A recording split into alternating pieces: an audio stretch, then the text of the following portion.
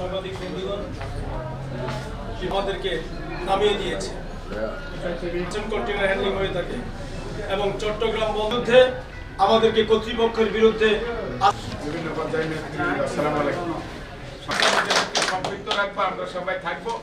সিঙ্গাপুরের সাথে আধুনিক টার্মিনাল শ্রীলঙ্কার। বিসমিল্লাহির রহমানির রহিম। যে গত ফ্যাসিস্ট সরকারের সময় আগামী শনিবার সকাল 8টা থেকে বিকাল 4টা পর্যন্ত চট্টগ্রাম বন্দরের সকল অপারেশনাল কাজ বন্ধ থাকবে।